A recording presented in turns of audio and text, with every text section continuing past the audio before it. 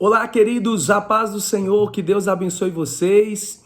Nós estamos aqui para a nossa aula de profetas maiores e hoje nós vamos falar sobre o profeta Isaías. Eu tenho certeza que vai ser muito produtiva a nossa aula. Portanto, eu gostaria que você já pegasse a sua Bíblia, deixasse já aberta no livro de Isaías, pegasse aí o seu caderno, né, o seu lápis, a sua caneta, para que você possa anotar, porque eu tenho certeza que nós teremos uma aula edificante e abençoada, tá bom? Vamos lá para a nossa aula aqui de profeta Isaías. Feche os seus olhos, nós vamos falar com Deus. Deus vai trazer ao nosso coração a graça, o conhecimento dele, a sua sabedoria, para que nós possamos ser canais de bênção sobre a tua vida. Senhor, Deus de Abraão, de Isaac e de Israel, quero pedir ao Senhor que o Senhor venha manifestar o teu poder, a tua graça, a tua glória, que o Senhor possa, ó Pai querido, nos dirigir, nos direcionar, nos orientar, para que nós possamos, ó Pai querido, instruir os teus filhos, para que como discípulos eles possam dar frutos, eles possam honrar o Senhor, honrar a tua palavra. Nós oramos aqui agora, ó Pai querido, crendo na bênção do Senhor sobre eles. Cumpra sobre eles a tua promessa, libera sobre eles a tua bênção, em nome do Senhor dos Exércitos, em nome de Jesus. Então, quero a sua atenção agora para a gente expor aqui o livro de Isaías, ok? Eu quero lembrar para você que quando nós falamos de profetas maiores e profetas menores, nós não estamos falando que os profetas maiores são mais importantes que os profetas menores.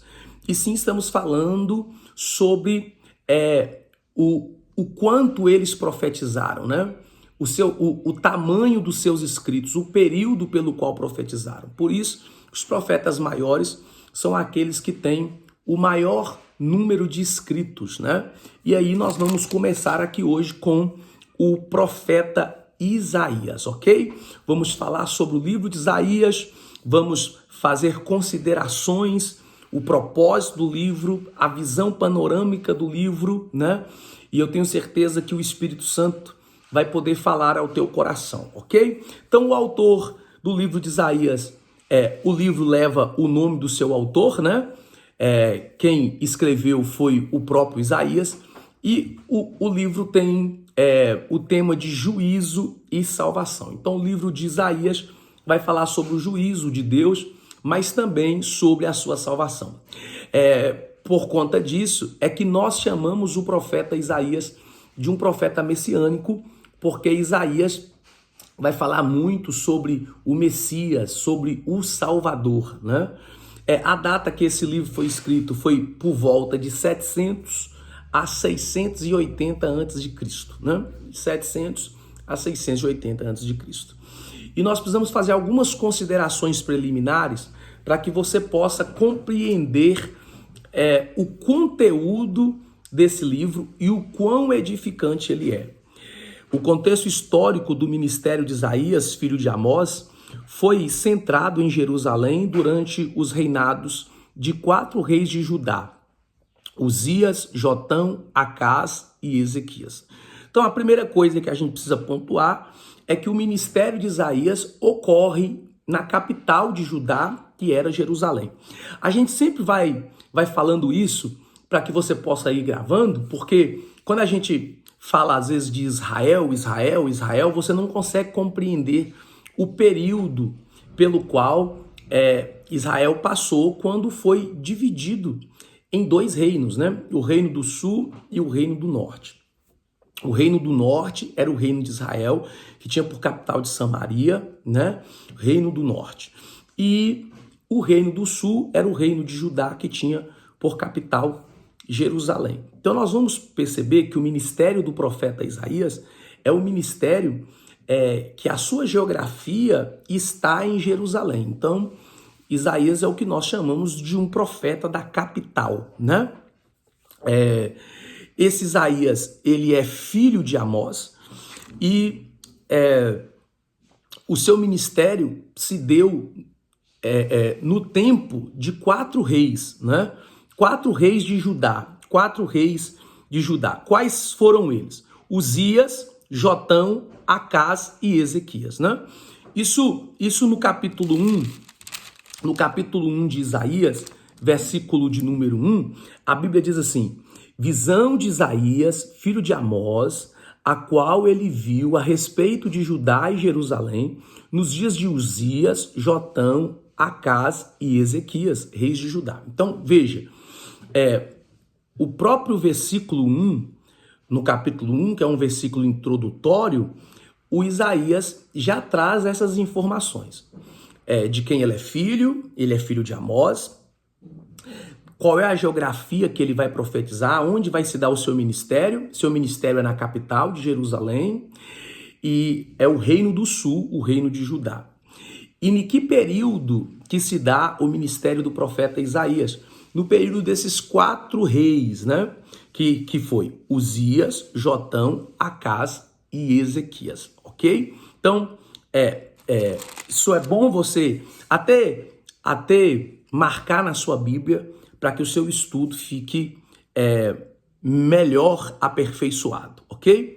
Considerando que o rei Uzias tenha morrido em 740 a.C., e Ezequias em 687 a.C., o ministério de Isaías abrangeu mais de meio século, né? Mais ou menos aí meio século.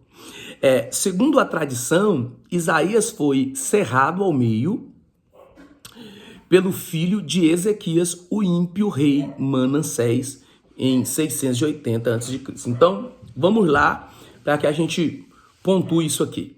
O ministério de Isaías é um ministério longo, né? O ministério de Isaías é um ministério longo. O ministério que durou por volta de meio século, ou seja, por volta de 50 anos. Então, não foi um ministério curto. Nós temos profetas aqui, por exemplo, profetas menores, se não me falhar a memória, Ageu, que profetizou 2 meses, né? E o ministério de Isaías, não. O ministério de Isaías foi um ministério muito longo, um ministério de 50 anos, né? Então, 50 anos é toda uma vida cumprindo o seu chamado, o seu propósito, né? A tradição diz que Isaías, ele morreu cerrado ao meio, né? E ele teria morrido cerrado ao meio por um rei que foi filho de Ezequias, um rei perverso, um rei ímpio, por nome de Manassés, por volta de 680 a.C. Tem um texto de Hebreus, capítulo 11, versículo 37, vamos ler aqui. Hebreus, capítulo 11, versículo 37. Só um momento aqui. Aqui, ó. Foram apedrejados, cerrados, tentados, mortos a fio de espada, andavam vestidos de peles de ovelhas e de cabras, desamparados, aflitos e maltratados. Então veja, o texto fala dos profetas e há uma ação aqui de como esses profetas morreram, né? Já que Hebreus 11 fala sobre os heróis da fé, correto? E entre as ações, por exemplo, apedrejados, né, tentados, mortos a fio da espada, existe aqui a colocação cerrados. O que a tradição da igreja diz que esse Isaías também morreu assim, cerrado ao meio por esse rei perverso, né, e ímpio, chamado de Manassés, ok? Segundo parece, Isaías provinha de uma família influente de Jerusalém. Era um homem cultíssimo e tinha o dom da poesia. Ele era familiarizado com a realeza e aconselhava os reis no tocante à política externa de Judá.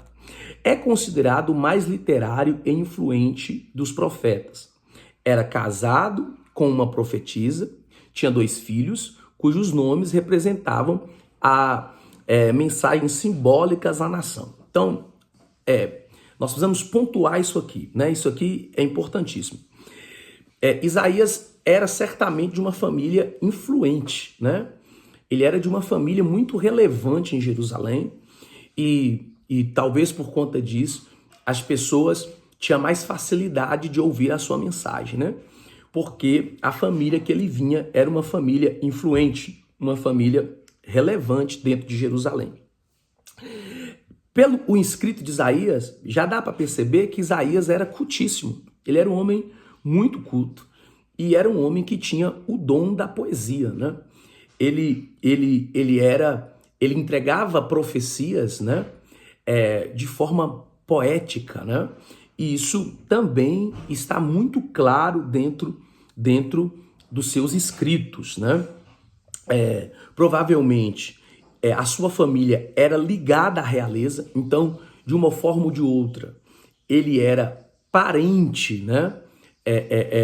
Da família real em Jerusalém. Isso também fica claro, nós vamos falar sobre isso.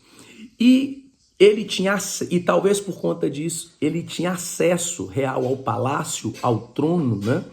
E ele aconselhava, né, reis em tocante tanto a política externa quanto tanto a política externa de Judá, né? Ele era considerado um dos mais influentes profetas literários, né? Ele era casado e ele tinha 2 filhos. Então, Isaías é casado, tem 2 filhos, é de uma família real, ele tem acesso ao palácio, ele aconselha a realeza a respeito da política externa de Judá, ele é alguém muito culto, a sua profecia é muito carregada de poesia, o que demonstra a cultura desse profeta. Isaías era contemporâneo de Oséias e de Miqueias. Então, esses 2 profetas que nós chamamos de profetas menores, né, tanto Oséias quanto Miqueias, eles eram contemporâneos de Isaías. Profetizou durante a expansão ameaçadora do Império Assírio, o colapso de Israel, Reino do Norte, e o declínio espiritual e moral de Judá, Reino do Sul.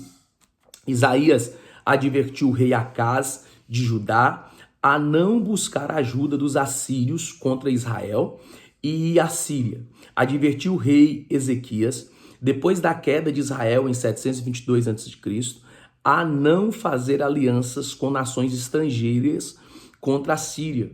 Exortou-os, enfim, a confiarem somente no Senhor. Isaías desfrutou de sua maior influência durante o reinado de Ezequias. Então, olha que coisa interessante. Ele é contemporâneo de Oséias, contemporâneo de Miqueias, e o seu ministério se dá, sua profecia, né, ele profetiza durante a expansão ameaçadora do Império Assírio, né? Com a expansão do Império Assírio, há um colapso no Reino do Norte, né? Que é o Reino de Israel. O Reino de Israel vai sucumbir diante do Império Assírio, né? Então ele profetiza, Isaías profetiza nesse período. Isaías também, ele vai profetizar no período do declínio espiritual e moral de Judá, né? Se por um lado Israel vai ser levado cativo primeiro pelos assírios, o reino de Judá, ele vai ter um declínio espiritual e moral, né? Isaías, ele vai advertir o rei Acaz de Judá a não buscar ajuda dos assírios contra Israel e Assírio. Então, ele vai advertir Acaz para que esse não tivesse aliança com a Assíria, né? Ele vai advertir, por exemplo, o rei Ezequias, depois da queda de Israel, ali por volta de 722 a.C., a não fazer alianças com nações estrangeiras, pagãs, né, contra a Síria. E exortou-os, enfim, a confiarem somente no Senhor. Então, quer dizer, a visão de Isaías, o apontado caminho, era que a aliança de Judá, o Reino do Sul, ela tinha que ser com o Senhor e não com nações pagãs, né? Porque essas alianças, mais cedo ou mais tarde, se viraria contra o reino de Judá, ok? Nós vamos perceber também que o ministério de Isaías, né, ele desfrutou de uma maior influência, de uma maior relevância no período do reinado do rei Ezequias, né? Então, no período do reinado do rei Ezequias, o ministério de Isaías foi mais relevante, né? Ele desfrutou dessa maior influência. Alguns estudiosos questionam a autoria de Isaías quanto à totalidade do livro que leva o seu nome. Então, um ponto, não que esses estudiosos contestem que Isaías escreveu parte do livro. Eles contestam que alguns pontos provavelmente não foram escritos por Isaías, né?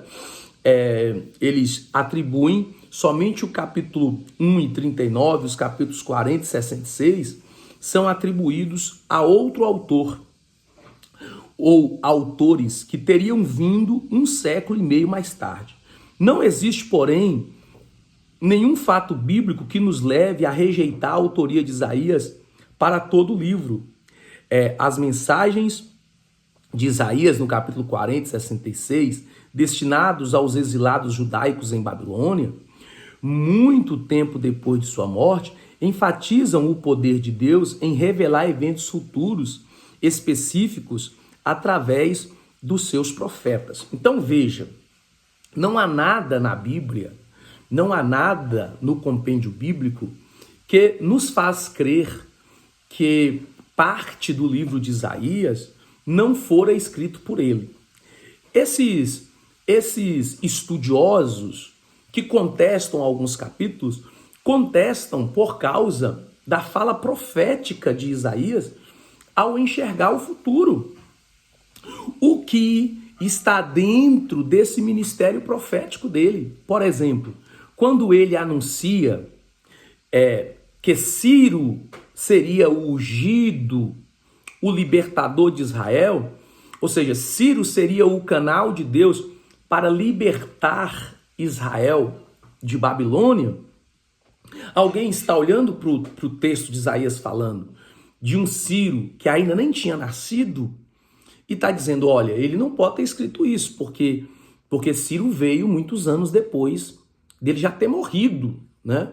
Mas eles estão eliminando o conteúdo profético do livro, ou seja, Isaías revela o futuro pela ação de Deus, né? Pela ação do Espírito de Deus. Então, não há nada no compêndio bíblico que me impeça de crer de que Isaías é sim o escritor, não de uma parte, mas de todo o seu livro, ok? De todo o seu livro.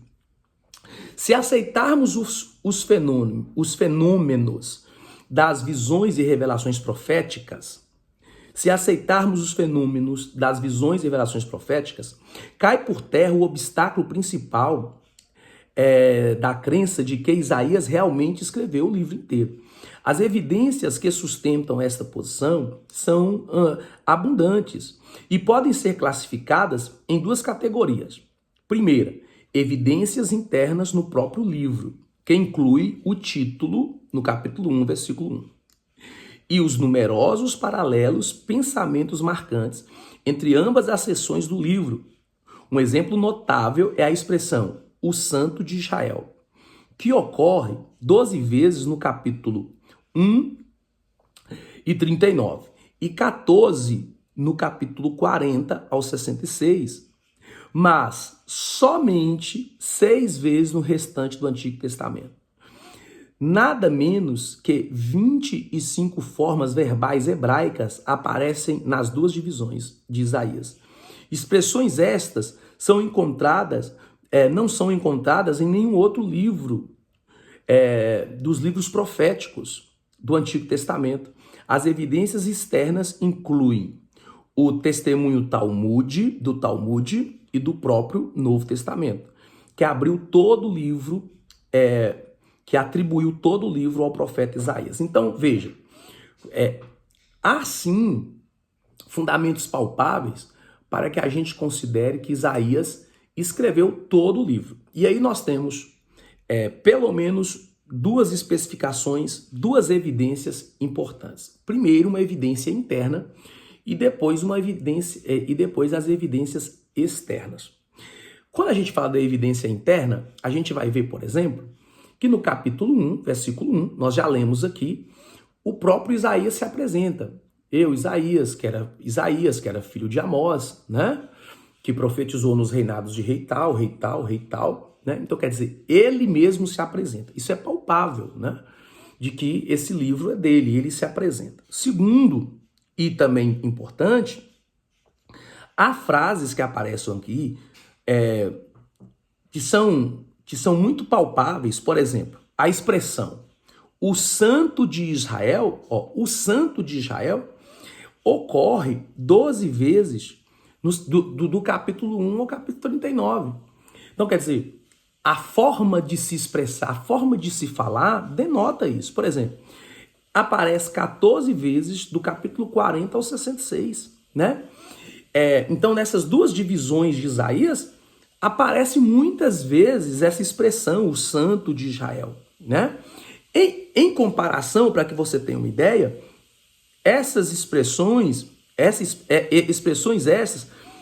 não encontradas em nenhum outro lugar de livros proféticos do Antigo Testamento. Ou seja, essa expressão é pessoal de Isaías, não se encontra em outros livros proféticos, ou seja, ele não copiou essa expressão de alguém não copiou. Essa expressão é uma expressão do próprio profeta, né? Então, é muito palpável que esse Isaías escreveu o seu livro. Quando nós olhamos para as evidências externas, nós temos a Talmude e o próprio Novo Testamento que atribuem o escrito a Isaías, né? Então a Talmude, né, que era a sabedoria dos rabinos, né, judeus, que eles passam de pai para filho, seus ensinos na interpretação da Torá, apontam para Isaías o escritor. E no próprio Novo Testamento, os escritores apontam para Isaías o escritor. Então nós temos aqui evidências internas dentro do livro, como também externas, de que o próprio Isaías foi quem escreveu o seu livro, ok? A pergunta que nós fazemos: qual é o propósito do livro? Qual é o propósito, né? Fica patente o tríplice propósito de Isaías. Então, quer dizer, nós vamos ver muito claramente que esse livro tem 3 propósitos que são muito claros. O primeiro propósito é confrontar a própria nação e outras nações contemporâneas com a palavra do Senhor, mostrando-lhes seus pecados e o consequente castigo divino. Então, a primeira coisa é o confronto ao pecado, tanto de Judá, né? Tanto de Judá, o reino do sul, como das nações vizinhas, como o próprio Israel, o reino do norte, e todos aqueles vizinhos, para que eles pudessem se arrepender, né? Então, Isaías tinha o compromisso, o empenho em entregar a palavra de Deus, mostrando-lhes os seus pecados, apontando os seus pecados e dizendo para eles que se não houvesse arrependimento, haveria um castigo divino. Ou seja, aqueles pecados teriam consequência, né? Então, é um Deus que perdoa os pecados, mas que não tiraria a consequência daqueles pecados. Que eles precisavam urgentemente se arrependerem dos seus pecados. Então ele vai, sim, entregar a sua profecia para a sua própria nação, a nação de Judá, né?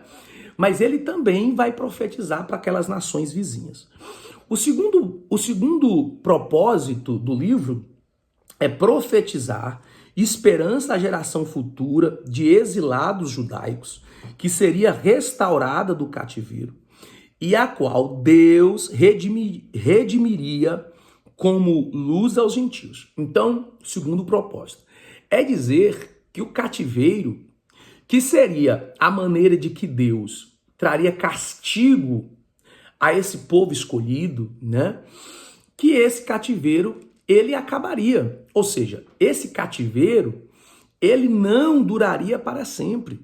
Isaías começa a falar sobre a esperança de que a geração futura de exilados seria restaurada, né? De que Deus os faria retornar para suas casas, né? E que Deus os redimiria, né? E que eles seriam novamente luzeiros, luzes para os gentios. Então, o segundo propósito é um Isaías que profetiza a esperança a uma geração futura. E aí nós vamos ver o terceiro propósito, mostrar que Deus enviaria o Messias davídico, cuja salvação abrangeria todas as nações da terra, suscitando esperança no povo de Deus, tanto do Antigo como do Novo Concerto. Então, o terceiro propósito de Isaías, daí porque nós o chamamos de profeta messiânico, é que ele vai apontar ao Messias, né? Apontar o Messias de Deus. E esse Messias davídico, né? Da descendência de Davi, esse Deus enviaria esse Messias da descendência de Davi, e a salvação que ele traria ao mundo não abrangeria apenas Israel, né? O reino do norte, ou o reino de Judá, o reino do sul, mas todas as nações da terra. E quando ele faz isso, ele traz esperança, tanto para o antigo concerto, as pessoas do antigo concerto, quanto do novo concerto.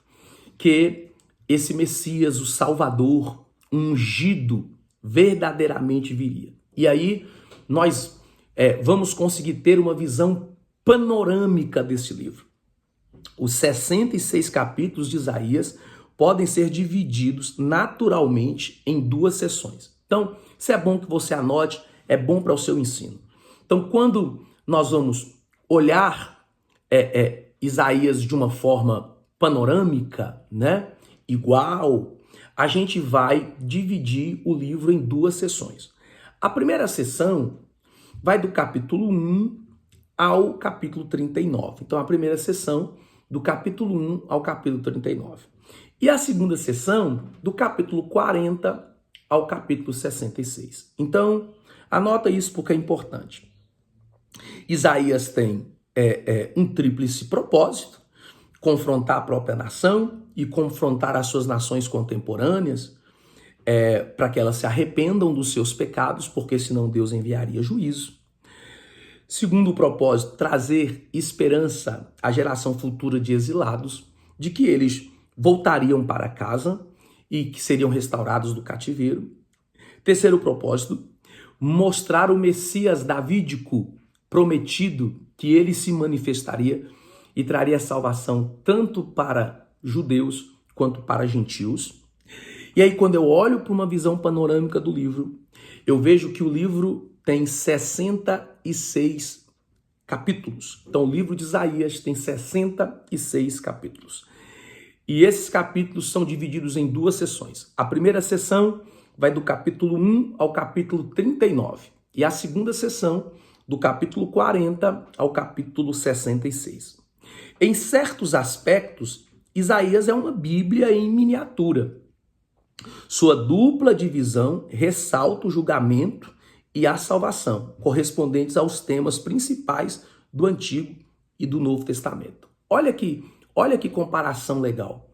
Então, de uma forma ou de outra, o livro de Isaías é uma Bíblia em miniatura, porque ela é dividida em duas sessões, assim como a Bíblia é dividida entre Antigo Testamento e Novo Testamento. O Antigo Testamento trata da lei e o Novo Testamento trata da graça. Assim também é dividido o livro de Isaías. Ele é dividido em duas sessões, sendo que a primeira sessão do livro fala do julgamento, né? E a segunda sessão do livro fala da salvação. Então, a primeira sessão do julgamento, a segunda sessão da salvação. Então, não deixa de ser uma Bíblia em miniatura, né? Os 66 livros da Bíblia, os 66 capítulos de Isaías. Nas divisões de Isaías e da Bíblia, o fio que as ata é a obra redentora de Cristo. Então veja, tanto na divisão de Isaías quanto na divisão da Bíblia, o que liga o Antigo Testamento ao Novo Testamento é Cristo, né? O Antigo Testamento, ele termina em Malaquias. E depois de 400 anos de silêncio, que nós chamamos de um período interbíblico, o Evangelho de Mateus começa falando do nascimento e da genealogia de Cristo. Então, o que liga o Antigo Testamento ao Novo Testamento é Cristo. Assim também, o que liga a primeira sessão de Isaías à segunda sessão de Isaías é a revelação do Messias, do ungido, do Salvador, né? É ele que faz essa conexão. A primeira sessão de Isaías, do 1 ao 39, contém 4 grandes blocos de profecia. Nos capítulos 1 ao capítulo 12, Isaías adverte e denuncia Judá pela sua idolatria, imoralidade e injustiças sociais, durante um período de prosperidade enganadora. Então vamos lá. Então nessa primeira sessão, que é a sessão do capítulo 1 ao capítulo 39, nós podemos separar dentro da primeira sessão 4 blocos de grandes profecias, né? 4 blocos. Sendo que no primeiro bloco, né, do capítulo 1 ao capítulo 12, Isaías vai advertir e vai denunciar o reino de Judá pelo seu pecado de idolatria, de imoralidade, de injustiças sociais,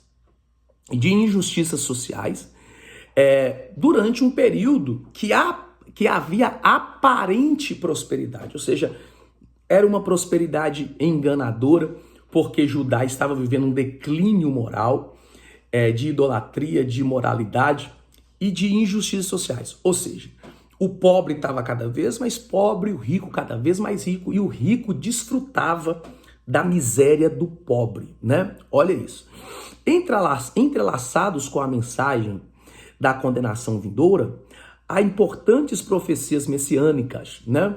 Por exemplo, capítulo 2, versículo 4, capítulo 7, versículo 14, capítulo 9, versículos 6 e 7, né? Capítulo 11, do versículo 1 ao 9, só para que a gente tenha uma ideia aqui. Por exemplo, no capítulo 7, versículo 14, Isaías fala do Emanuel, né? O Emanuel, vamos ler aqui, ó, para que fique melhor gravado na sua mente, né? Portanto, o mesmo Senhor vos dará um sinal. Eis que uma virgem conceberá e dará à luz a um filho, e será o seu nome Emanuel, né? Então, aqui Isaías anuncia o nascimento do Messias por uma virgem, né? O nome é Emanuel, Deus dentro de nós, né? Vamos ver o que ele fala no capítulo 9, para que a gente tenha uma ideia desse profeta messiânico, né? Do capítulo 9, que diz assim no versículo... capítulo 9, versículo... Deixe-me ver aqui... 6 e 7, que diz assim, ó: porque um menino nos nasceu e um filho se nos deu, e o principado está sobre os seus ombros, e o seu nome será maravilhoso, conselheiro, Deus forte, Pai da eternidade, príncipe da paz. Então, quer dizer, ele também anuncia aqui o nascimento do Messias, né? É por isso que ele é chamado de um profeta messiânico, né? O testemunho do profeta a respeito da própria purificação e de seu encargo para o ministério profético, capítulo 6, né? Então, no capítulo 6, Isaías fala do acontecimento da morte do rei Uzias, e ali ele conta como foi a experiência do seu chamado, né? Quando ele vê os serafins acima do trono de Deus, voando de um lado para o outro, com 6 asas, 2 cobrindo o rosto, 2 cobrindo os pés, 2 voando e dizendo: Santo, Santo, Santo, Santo é o Senhor dos exércitos, toda a terra está cheia da sua glória. Ele conta que o coração dele se enche de temor, e ele disse: ai de mim, que sou homem de lábios impuros e habito no meio de um povo de impuros lábios, e os meus olhos contemplaram, viram a face do Senhor, o Senhor dos exércitos. E aí ele conta quando um serafim sai do altar com uma tenaz, com uma brasa viva, e lhe toca os lábios e ele é purificado, né? E aí o Senhor chama, ele escuta a voz: a quem eu enviarei? E quem há de ir por nós? Ele disse: eis-me aqui, Senhor, envia Deus a mim. Então Isaías fala da sua purificação, fala do seu chamado ministerial, da sua missão profética, né? Ele narra isso. Na segunda sessão, no segundo bloco, aliás, né, da primeira sessão, entre os capítulos 13 ao 23, Isaías condena as nações contemporâneas por causa de seus pecados. Olha isso.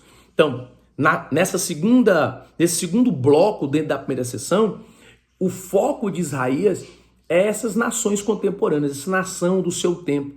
Algumas nações vizinhas que ele vai condenar por causa dos seus pecados.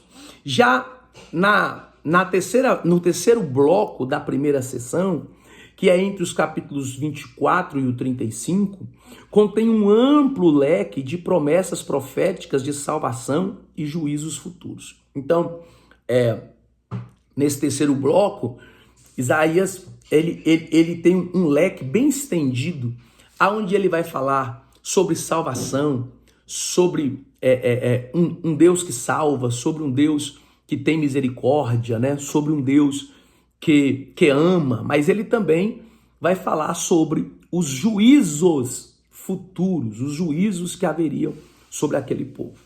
Já no quarto bloco da primeira sessão, entre os capítulos 36 e 39, registram a história seletiva do rei Ezequias, que formam um paralelo com 2 Reis, capítulo 18, versículo 13, e 2 Reis, capítulo 20, versículo 21.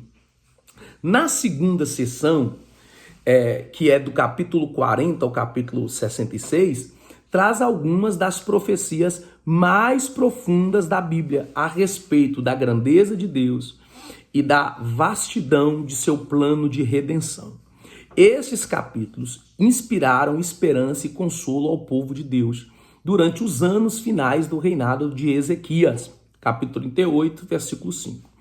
E nos séculos seguintes, estão repletos de revelações a respeito da glória e do poder de Deus e de sua promessa em restaurar um remanescente justo e frutífero em Israel e entre as nações como plena demonstração de seu amor redentor. Tais promessas e seu respectivo cumprimento têm conexão especial com o sofrimento e contém cânticos dos servos. Ver capítulo 42, do 1 ao versículo 4. Elas avançam além da experiência dos exilados e que prevêem a vinda futura de Jesus Cristo e sua morte expiatória. O profeta prediz que o Messias vindouro fará com que a justiça brilhe com fulgor e que a salvação chegue às nações como uma tocha ardente.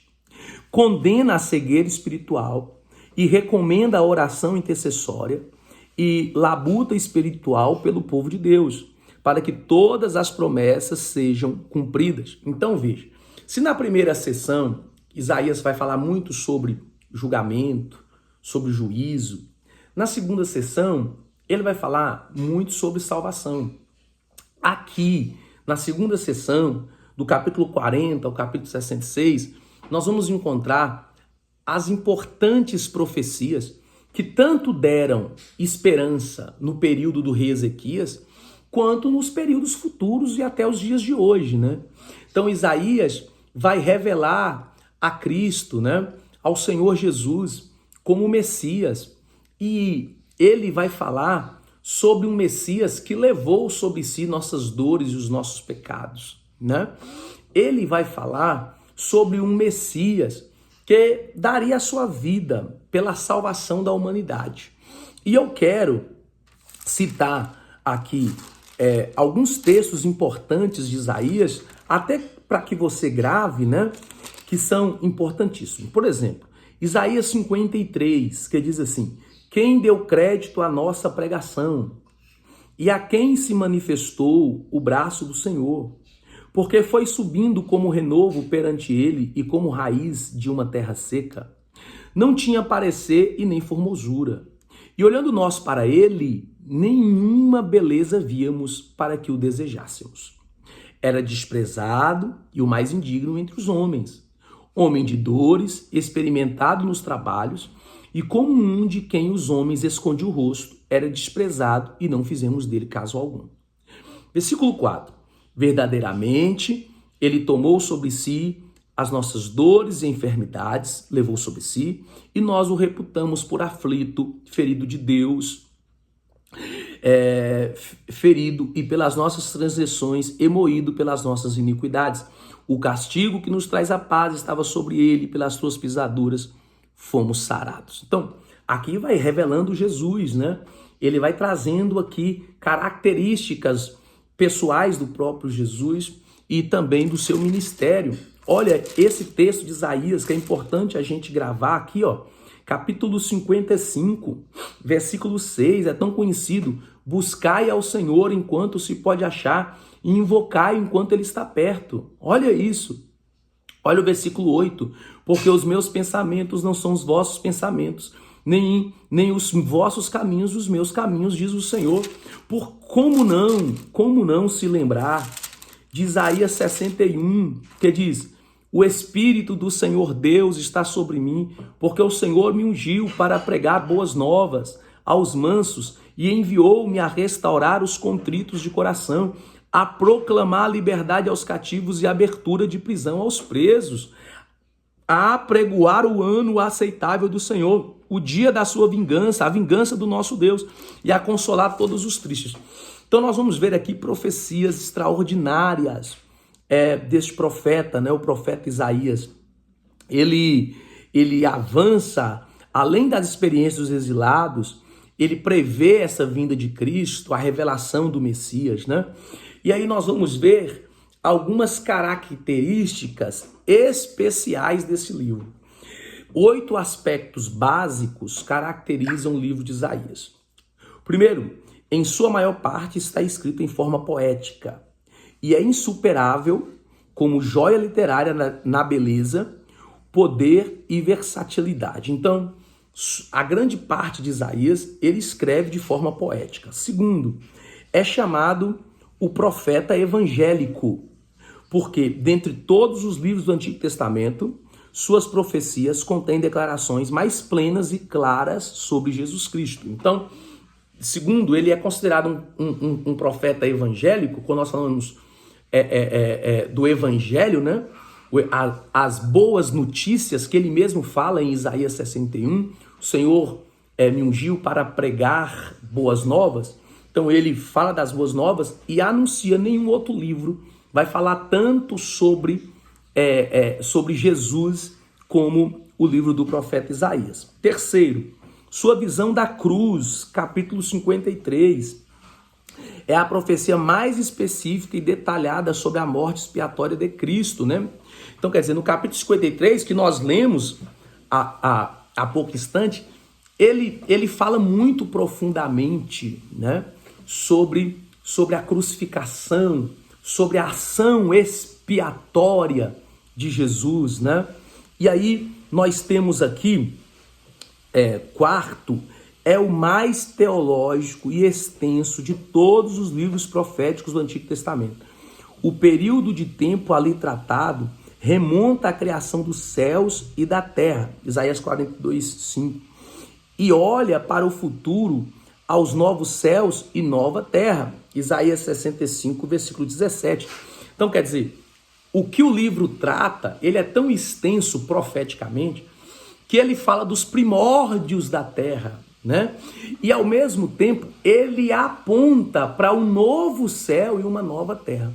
Então Isaías é um livro extenso, a sua profecia ela é extensa, né? Outra coisa importante e a quinta característica, contém mais revelação a respeito da natureza, majestade e santidade de Deus do que qualquer outro livro profético do Antigo Testamento.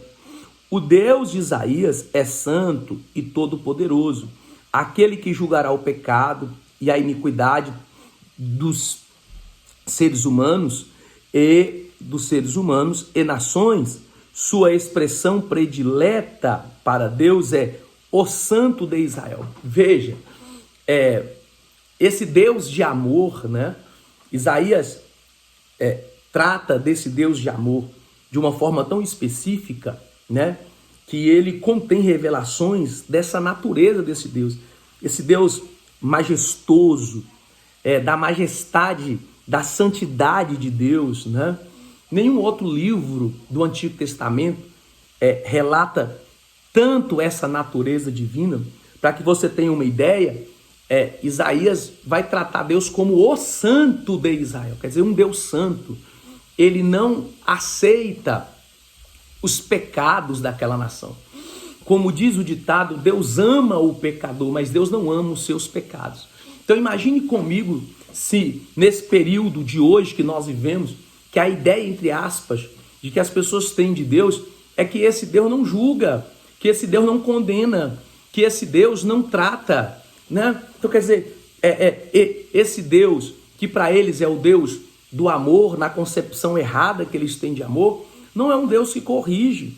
E nós vamos ver, literalmente, Isaías trata sobre isso, como esse Deus sendo o Santo de Israel, que não aceita esses pecados, mas que trará sobre eles o juízo, né? A sexta característica, Isaías, cujo nome significa o Senhor salva, né? Então, quer dizer, o nome de Isaías já é muito sugestivo. O Senhor salva. Ele é o profeta da salvação. Então, quer dizer, esse camarada que revela Deus como um Deus que vai fazer justiça, como um Deus que vai trazer julgamento, como Deus que não aceita os pecados, né? Esse camarada também retrata o Deus que salva, né? Então, quer dizer, uma coisa não elimina a outra, pelo contrário, uma coisa está ligada à outra, né? A Bíblia diz em Apocalipse que Deus exorta aqueles que Ele ama.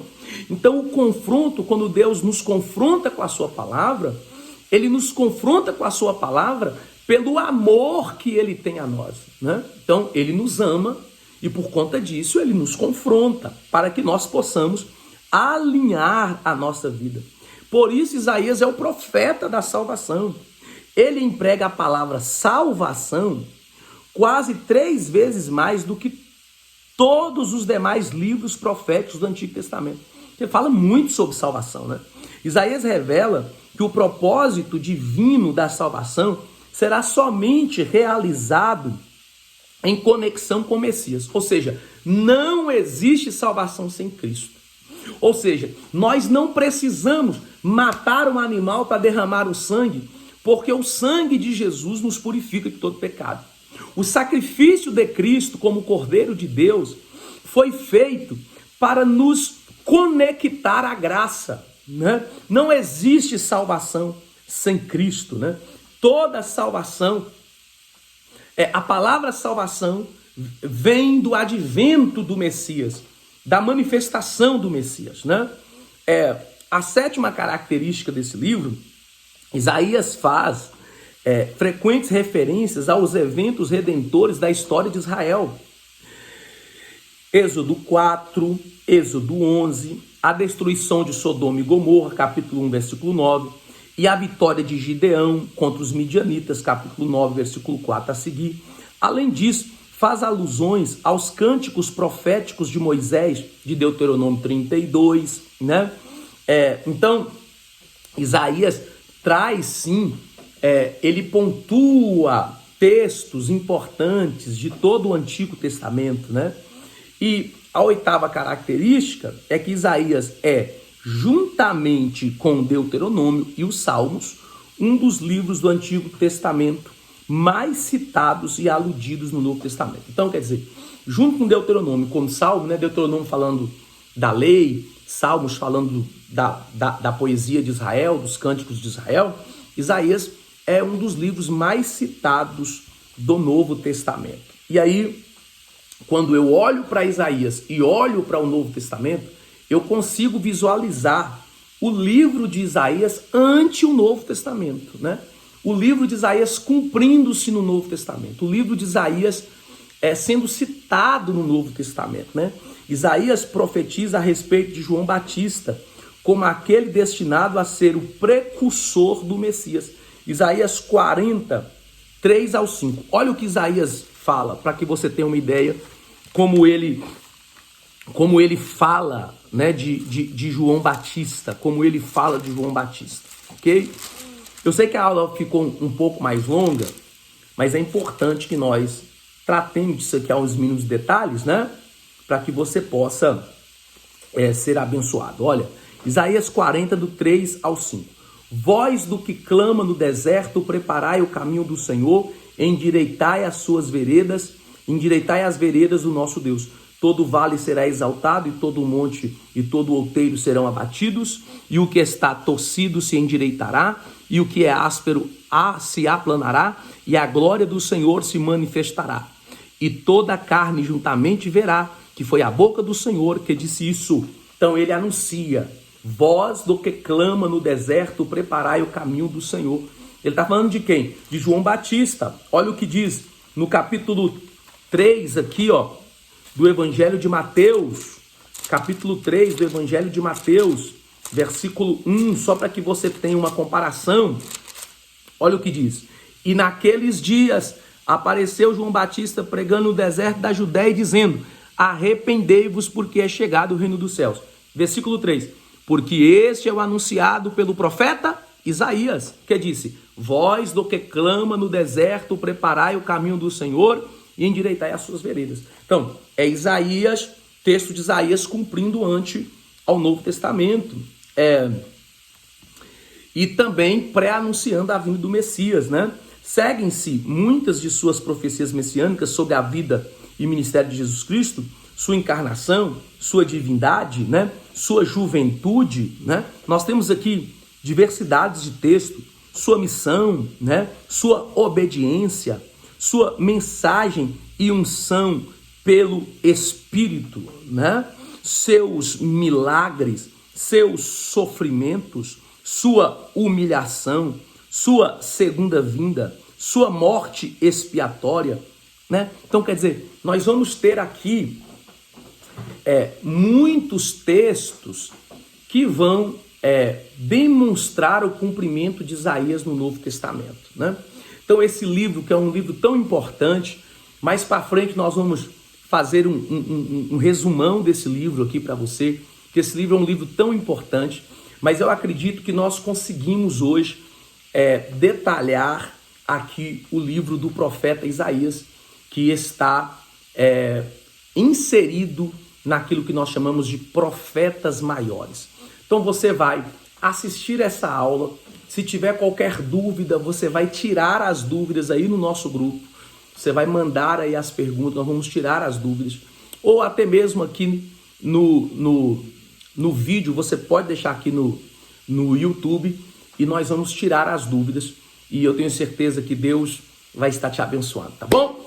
Deu para pegar? Deu para pegar? Qualquer dúvida, nos chama aqui. Vamos orar para a gente encerrar nossa aula. Senhor Deus de Abraão, nós te agradecemos por essa aula abençoada e pedimos ao Senhor que o Senhor possa cumprir sobre nós tua palavra e liberar sobre nós tua bênção.